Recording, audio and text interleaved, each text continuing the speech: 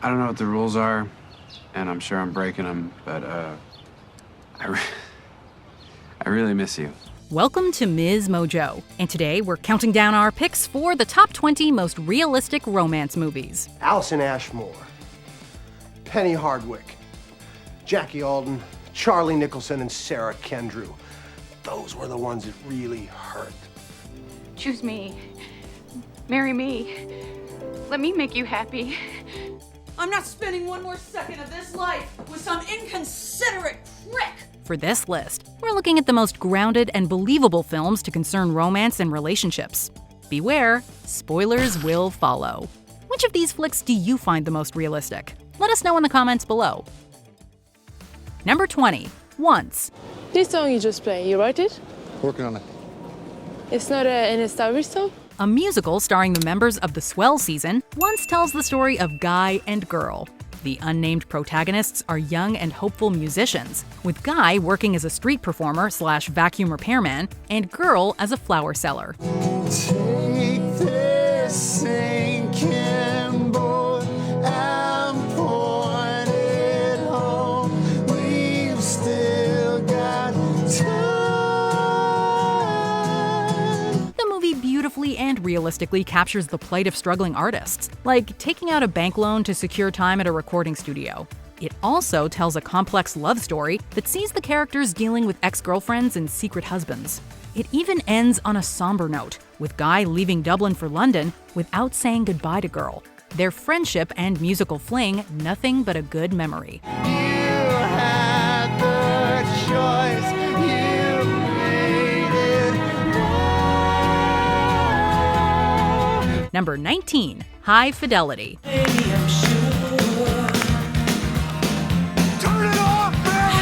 Often regarded as one of the greatest rom-coms ever made, High Fidelity stars John Cusack as Rob Gordon, a man who hunts down his old girlfriends to better understand his failings as a boyfriend.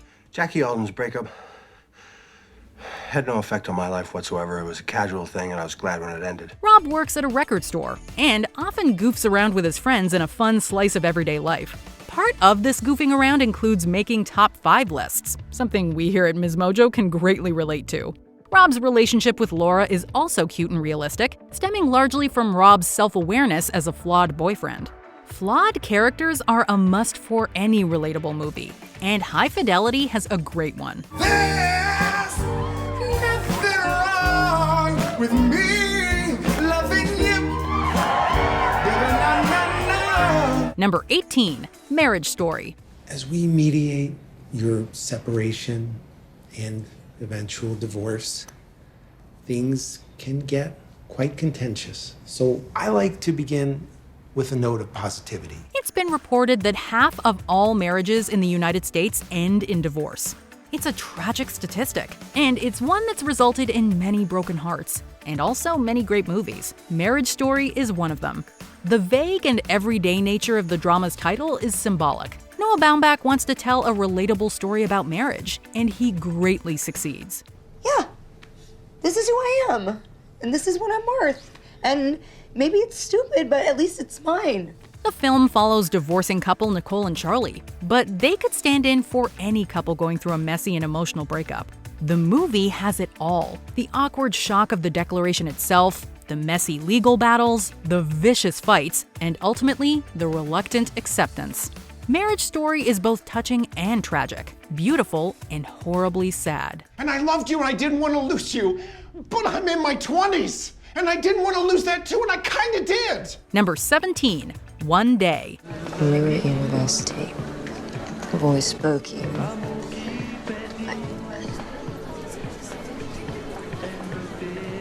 I had a crush on you. Yeah, ridiculous, I know.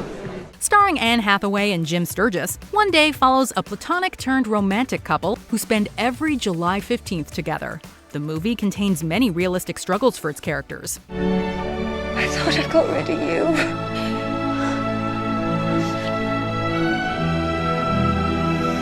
For example, Emma is an aspiring writer who takes a job teaching to make money and lives with a man she's not happy with. Dexter becomes a successful talk show host, but he succumbs to drugs, is branded, quote, the most annoying man on telly, and doesn't get along with his family. But the romantic drama also contains a shocking bit of unfortunate realism, and that is the death of Emma. Only a few years after they get married, Emma dies and leaves Dexter despondent, and the cause of her death, being hit by a truck, is shockingly anticlimactic, but also tragically steeped in realism. Number 16, Call Me By Your Name. Call me by your name and I'll call you by mine. This brilliant film is based on a 2007 novel by Andre Aciman. The romantic drama is the last film in director Luca Guadagnino's so-called Desire trilogy. This is certainly a fitting title, as Call Me By Your Name is all about desire. It concerns a 17-year-old named Elio who pines after his father's assistant. Why didn't you give me a sign? I did. You didn't give me a sign. I did. When? You remember we were playing volleyball and I touched you just to show you that I liked you? The film is a beautiful and often melancholic portrayal of first love, steeped in the bright and summery atmosphere of northern Italy. The sunny and colorful visuals serve as a physical representation of the warmth of young love, and that summery setting is sure to generate nostalgic memories of days during the season that were spent with secret crushes. It is gorgeous, both visually and thematically. Right now, there's sorrow, pain. Don't kill it. And with it, the joy you felt. Number 15, Annie Hall. There's an old joke. Two elderly women are at a Catskill Mountain resort, and one of them says, "Boy, the food at this place is really terrible." The other one says, "Yeah, I know, and such small portions." This Woody Allen rom-com has been widely touted as a masterpiece. Most of the praise is aimed at the intelligent screenplay, and Allen and Diane Keaton's performances as Alvy Singer and Annie Hall. They're wonderful. You know, they have a quality. Well, I would like to take a serious photography course. The movie opens with heartbreak, with Alvy contemplating his failed relationship with Annie. What follows is a wonderfully realistic and hilariously awkward glimpse into their romantic relationship. This includes many true-to-life scenarios and discussions that viewers can easily relate to, a testament to Allen and Marshall Brickman's Oscar-winning screenplay. It was released in the mid-70s, but Annie Hall will forever remain timeless and universal. God, it's so clean out here. It's because they don't throw their garbage away. They make it into television shows. Number 14, When Harry Met Sally. Is that men and women can't be friends because the sex part always gets in the way. Billy Crystal and Meg Ryan share sparkling chemistry, and they make for one of the most charismatic couples in movie history. Like Annie Hall, much of the success of When Harry Met Sally stems from the performances of its leads and the Oscar-nominated screenplay from Nora Ephron. You're the worst kind. You're high maintenance, but you think you're low maintenance. I don't see that. The movie concerns Harry Burns and Sally Albright, two conflicting people who have opposing views on male-female relationships. Harry firmly believes that men and women cannot have platonic relationships owing to sexual tension, and this belief is repeatedly tested as Harry and Sally meet at various points in their lives. The romantic comedy is a touching, smart, and hilarious examination of relationships, both platonic and romantic, and it is sure to prove relatable for many. 3 months later, we got married. It only took 3 months. 12 years and 3 months. Number 13, Celeste and Jesse Forever. It's not normal, okay? You guys have been separated for 6 months. You're getting divorced, all right? And you spend every day together hanging out as if like it's no big deal. This movie, starring Rashida Jones and Andy Samberg, serves as an attempted subversion of the romantic comedy genre and its numerous tropes. It follows high school sweethearts Celeste Martin and Jesse Abrams going through a divorce and facing adulthood without the love and support of the other. I've been busy with work because some of us work for a living, so I'm sorry I haven't had time to focus on helping you get on with your new life. Like Marriage Story, Celeste and Jesse Forever concerns the bitter and conflicted feelings that often accompany a sudden divorce. This includes feelings of jealousy and regret, both of which are felt deeply by Celeste throughout the film. Sometimes loving couples grow apart, and sometimes people regret their decisions in love. Celeste and Jesse Forever explores those themes to hilarious and sorrowful success. We did it. Nailed that divorce. Number 12, The Breakup. Who cares? I care, all right? I care. I busted my ass all day cleaning this house and then cooking that meal, and I worked today. It would be nice if you said thank you and helped me with the dishes. As its title suggests, The Breakup serves as an anti-romantic comedy, detailing the messy split between Gary Grabowski and Brooke Myers. The movie begins with each character growing tired of the other, and their motivations are both understandable and realistic. Brooke is disillusioned with Gary's immaturity and lack of intimacy, and Gary is finding Brooke too controlling and clingy. They proceed to embark on the titular breakup, each childishly attempting to make the other upset. And unlike many movies of this ilk, the breakup doesn't have a happy ending. So the thing that I was most afraid of happening happened, and I don't regret it at all because now she knows how I feel. Despite one last-ditch effort by Gary, Brooke turns him down. They both move out of their condo and on with their lives, their relationship having been permanently tarnished. It's good to see you. It's good to see you. I'd give you a hug, but my hands are kind of full with all the bags here. Number 11, Revolutionary Road. You make it seem as if having children is some sort of a goddamn punishment. I love my children, Frank. This romantic drama is based on Richard Yates's novel of the same name and languished in development hell for over 40 years. Reuniting Leonardo DiCaprio and Kate Winslet, Revolutionary Road is yet another somber glimpse into love. This one concerning 1950s suburbanites Frank and April. The story subverts the idea of the American dream, suburban bliss, and the idealistic notion of the 1950s, painting a more complex depiction of the time period. Hold on a second, Ma. I don't get this. I mean, what's so obvious about it? Despite living through a great time in American history, Frank and April are not happy, both with each other and themselves, and they feel stuck in the tedium of day-to-day life. Their marriage eventually crumbles under the stress, with each holding opposing views towards life, their relationship, and suburban monotony. You are an empty, hollow shell of a woman! Number 10, Juno. A film that spoke to an entire generation, Jason Reitman's sharp comedy tackles the sensitive topic of teenage pregnancy, while throwing in a surprisingly genuine portrayal of puppy love. Because you're like the coolest person I've ever met, and you don't even have to try, you know? I try really hard, actually. While the pregnancy storyline does not seem too preoccupied with realism, Juno and Bleeker's confusing relationship hits nearly all of the right notes. Largely depicted as a witty and in-control teenager, Juno's complex feelings for Polly Bleeker leave the 16-year-old feeling vulnerable. So the high schooler pushes him away, but then gets upset when he moves on. You have no reason to be mad at me. I mean, you know, you broke my heart. I should be royally ticked off at you. You know, I should be really cheesed off. I shouldn't want to talk to you anymore. Terrified of the responsibility that comes with parenthood, the married couple who plans to adopt Juno's baby is also pretty relatable. What? You know, I'm thinking if this is the right thing. What are you talking about? Just wondering if we're ready. Number 9, The Big Sick. Comedy and tragedy are just opposite sides of the same coin, and this is rarely more apparent than in this 2017 rom-com about a couple from different walks of life. And I know it's only been a few months, but I just wanted to tell you, I am overwhelmed by you. It's the last thing I was expecting. The Big Sick's central conflict rests on Kumail's reluctance to get involved with a non-Muslim partner, as this goes against his family's wishes. So what does your mom think about you and me then? She doesn't know about me, does she? Whether questioning if a blooming romance is worth the risk of being disowned, or trying to move past a mistake that put a serious strain on a marriage, the Big Sick's relationships go up against genuine issues that cannot be solved by a sugary declaration of love. Part of what makes this film ring so true is that it's both based on and written by husband and wife team Kumail Nanjiani and Emily V. Gordon. I look at all of this and I just think, you know, I just can't do it again. And I can't be the reason that you don't have a family. Number 8, La La Land.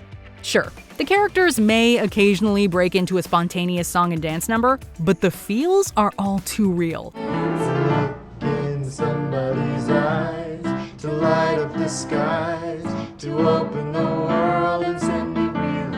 A voice that says I'll be here. a stark left turn from 2014's Whiplash. Damien Chazelle's La La Land pays homage to Hollywood musicals of yesteryear. But beneath all the fancy lights and jazz tunes, there's a simple love story between two aspiring artists who cannot quite balance their personal and professional lives. Maybe you just liked me when I was on my ass because it made you feel better about yourself.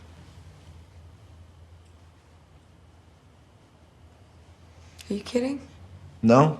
Bolstered by Ryan Gosling and Emma Stone's natural chemistry, La La Land is a tour de force that suggests happiness still has a place after heartbreak. I'm always gonna love you. I'm always gonna love you too. Number 7. My Best Friend's Wedding. What did she say? The moment I wake up, before I put on my makeup, I say a little prayer for you. A romantic comedy starring Julia Roberts. There is no going wrong with My Best Friend's Wedding. The story concerns a food critic named Julianne Potter, who attempts to ruin the wedding of her best friend, Michael O'Neill. Julianne has belatedly realized that she loves Michael, and she doesn't want him marrying the affluent Kimmy Wallace. Hilarious shenanigans ensue. The movie is obviously rooted in silly comedy, but the concept is very realistic. I tried it on and it won't come off. Many people have felt jealous towards a best friend and their romantic love life, and some may have even tried acting on it as Julianne does throughout the film. Furthermore, the flick contains the heartfelt theme of letting go and moving on, something many of us have been forced to do at some point in our lives. That the world is just as it should be. For my best friend has won the best woman. Number 6. Like Crazy. Even though love can overcome most trials and tribulations, apparently, immigration laws are not one of them. Inspired by the director's own personal experience, Like Crazy sees Anna and Jacob's blooming romance cut short by Anna overstaying her student visa and getting banned from entering the US. Yeah, do you want to come over? Come over now, and I'll just be here. Yeah. Separated by thousands of miles and a steadily growing sense of frustration caused by the rift, Like Crazy is an occasionally sentimental but always entertaining love story that shows a realistic portrayal of the challenges faced by long-distance relationships. I don't want you to feel like you're not living your life properly. When we're not together. Number 5. Eternal Sunshine of the Spotless Mind. If there is one writer capable of blending the surreal with the heartfelt, Charlie Kaufman would be that person. With a premise revolving around a company that erases memories, Eternal Sunshine of the Spotless Mind ventures into sci-fi territory. Only I could meet someone new. I guess my chances of that happening are somewhat diminished, seeing that I'm incapable of making eye contact with a woman I don't know. Nevertheless, anyone who has endured a bad breakup should be able to relate to the movie's emotional core at the very least. Yearning to erase his last relationship, Jim Carrey's Joel undergoes the procedure, but starts regretting the decision once the relationship's more positive memories are targeted. Don't ever leave me. Pretty. Sweetie, please let me keep this memory. Just this one. Weird, but oddly beautiful, Eternal Sunshine of the Spotless Mind is ideal for hopeful romantics with broken hearts. I could die right now, Clem. I'm just happy. Number 4. Blue Valentine. Young love is intense, overwhelming, and feels everlasting. Unfortunately, marriage requires a lot more than just passion. Open the door! Hey! Open the door! Aptly titled and opting for a non-linear approach, Blue Valentine juxtaposes Dean and Cindy's struggling marriage with moments from the couple's promising earlier days. You always hurt the ones you love. The one you shouldn't hurt at all. Caught in a whirlwind of hormones and feelings, Ryan Gosling and Michelle Williams' characters decide to start a family after Cindy gets pregnant. But life's responsibilities gradually put a strain on the couple's rushed romance. Blue Valentine is far from an easygoing watch and offers no clear-cut solutions. But that merely allows the story to resonate more with viewers. I'm so out of love with you. I've got nothing left for you. Nothing. Nothing. Nothing. There is nothing here for you. There is nothing here for you. I don't love you. Say I stuff. don't. Don't say You stuff asked you for can't it. take back. Number 3. 500 Days of Summer. I love the Smiths. Sorry? I said I love the Smiths. Relationships are not always fair. Occasionally, one person is simply more in love than the other, and that's nobody's fault. Told from the perspective of Joseph Gordon-Levitt's Tom, 500 Days of Summer is a witty but poignant depiction of a romance that was destined for failure, despite the protagonist's sincere efforts to make things work. We're just... What? We're just what? We're just... No, don't pull that with me. Don't even try to... This is not how you treat your friend. Usually depicted as a joke or an obsession, movies rarely tackle unrequited love in a way that's respectful to both parties. However, 500 Days of Summer avoids presenting either Tom or Summer as the bad guy. You know what sucks? Realizing that everything you believe in is complete and utter bullshit sucks. What do you mean? You know, destiny and soulmates, true love and all that childhood fairy tale nonsense. Number 2. Amour.